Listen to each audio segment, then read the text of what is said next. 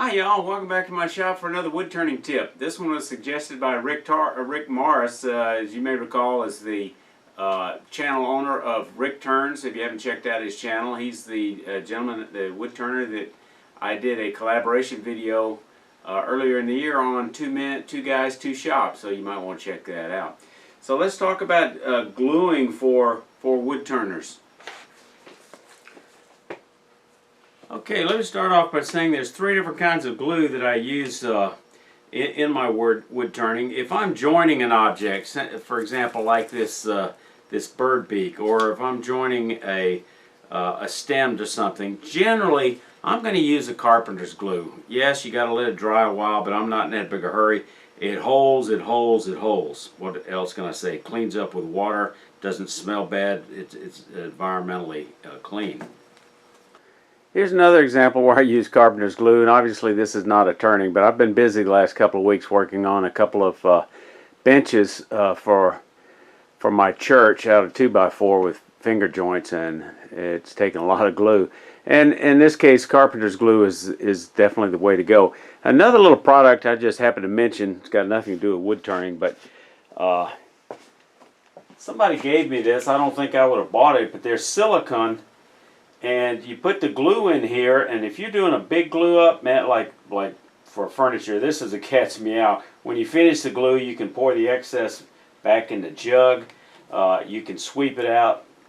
Of course, you can still use a credit card if you're cheap, but then it's got these little bitty fingers that you can brush through to get a nice even surface. You got two smaller brushes, and you got a spade brush. But the neatest thing is you just pop these things in the water, and that glue just comes right off of that silicone.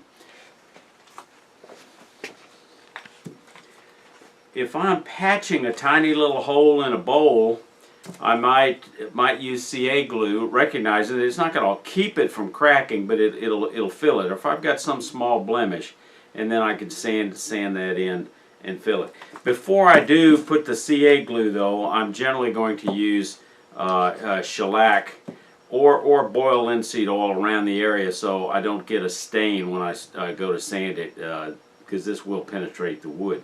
I also use it for things when I'm in a real hurry, maybe a small feature on a birdhouse ornament, perhaps a perch, although sometimes I use carpenter's glue.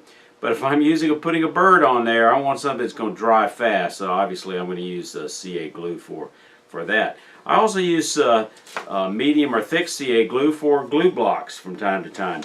And usually when it comes to CA, I'm dispensing it straight from the bottle or the applicator. If I'm using wood glue, I might use these little acid brushes from Harbor Freight. And one of the little tricks that I found that tends to make it work a little better is I cut off maybe a quarter of an inch on the end to get them flush and make this a little bit stiffer. And these acid brushes, flux metal body, I get from Harbor Freight, product number 41338. They're very inexpensive.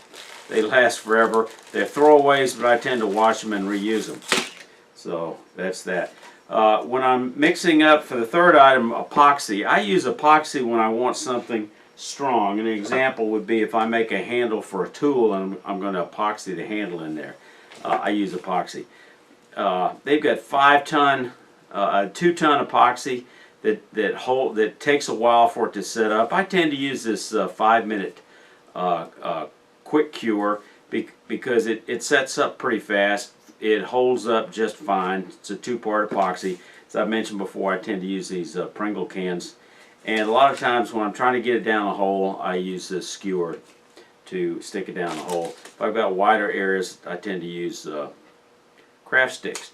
Before I get away, I also want to comment that I want to give my appreciation to Don Lyons for these wonderful sandbag weights. In an earlier video tip, I showed using bricks with duct tape on them, and I was having a hard time balancing on the object. And he said he uses these canvas bags that he makes, and boy, these will conform to the surface. And as well, I can also use it if I want to just set something on it like a bowl that I might be burning or carving.